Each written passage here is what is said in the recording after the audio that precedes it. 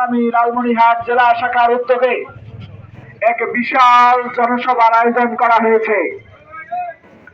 সেই জনসভায় লালমনিরহাটের ১৯ লক্ষ মানুষের প্রাণের দাবি, বেঁচে থাকার দাবি, আমরা তিস্তা পারের তিস্তাবাদ প্রকল্প বাস্তবায়ন করতে চাই। আমরা শুধু তিস্তা প্রকল্প বাস্তবায়ন নয়, আমরা তিস্তা পারে তিস্তা ভাঙনের শিকার হয়ে যে কৃষকরা ভূমিহারা হয়েছে, তাদের সম্পদের ক্ষতি হয়েছে, নিঃস্ব হয়ে গেছে, তাদের পুনর্বাসনের জন্য আমরা দাবি তুলতে চাই। আপনারা জানেন, লালমনিরহাট বুড়িমারি থেকে লালমনিরহাট পর্যন্ত এই মহাসড়ক বুড়িমারি স্থল বন্দর থাকার কারণে প্রতিদিন লক্ষ লক্ষ ট্রাক চলাফেরা করে। কোনদিন আমাদের কারো জীবন যাচ্ছে, কারো পা ভাঙছে, কারো হাত ভাঙছে। আমরা নিরাপদ সড়কের দাবিতে বুড়িমারি থেকে লালমনিরহাট পর্যন্ত 4 লেনে উন্নতি করার উদাত্ত আহ্বান জানাতে চাই। আপনারা কেউ কি বুড়িমারি এক্সপ্রেসে লালমনিরহাট থেকে বাউড়া পর্যন্ত আসতে পারছেন?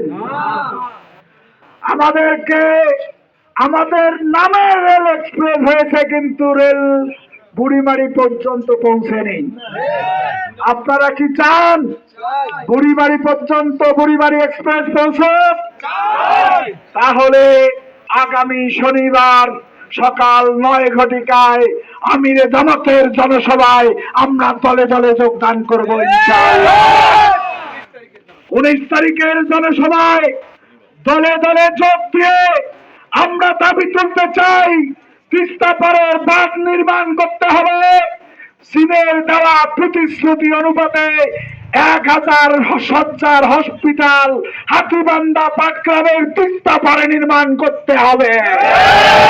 আমরা দাবি তুলতে চাই, বুড়িমারি থেকে লালমনিরহাট যেন রাস্তায় কারো জীবন দিতে না হয়।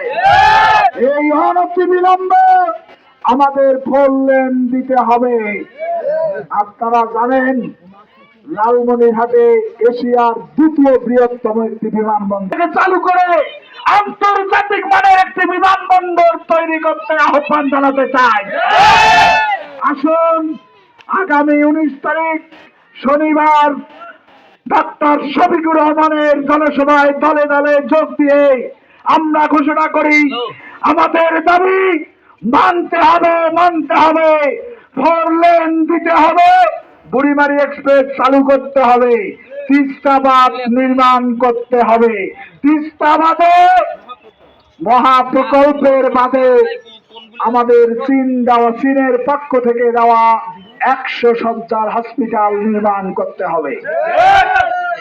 নওহাটাবাসীকে উদাত্ত আহ্বান জানাতে চাই, আসুন দল মত জাতি ধর্ম নির্বিশেষে 19 তারিখের সকাল 9 ঘটিকায় শনিবার কালেক্টরেট মাঠে সকলে উপস্থিত থেকে দাবি মোদের একটাই, বাঁচার দাবি, বেঁচে থাকার দাবি, অধিকার আদায়ের দাবি 19 তারিখ আমরা বাস্তবায়ন করেই ছাড়বো ইনশাআল্লাহ।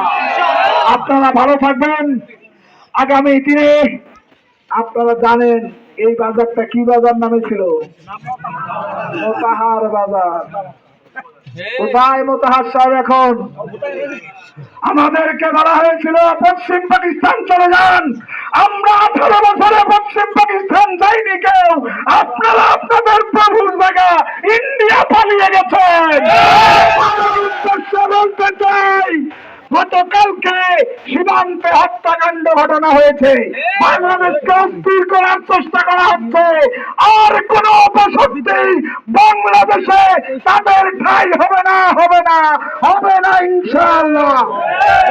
সকল দাবি বাস্তবায়নের লক্ষ্যে 19 তারিখের প্রোগ্রাম সফল করার জন্য সকলকে উদাত্ত আহ্বান জানিয়ে আমার কথা এখানে শেষ করছি। আল্লাহ হাফেজ। বাংলাদেশ জিন্দাবাদ, বাংলাদেশ জামাত ইসলামী জিন্দাবাদ। 19 তারিখের প্রোগ্রাম জনসভা সফল হোক, আমিরে জামাতের জনসভা সফল হোক, দাবি আদায়ের জনসভা সফল হোক। আসসালামু আলাইকুম ওয়া রাহমাতুল্লাহি ওয়া বারাকাতুহু।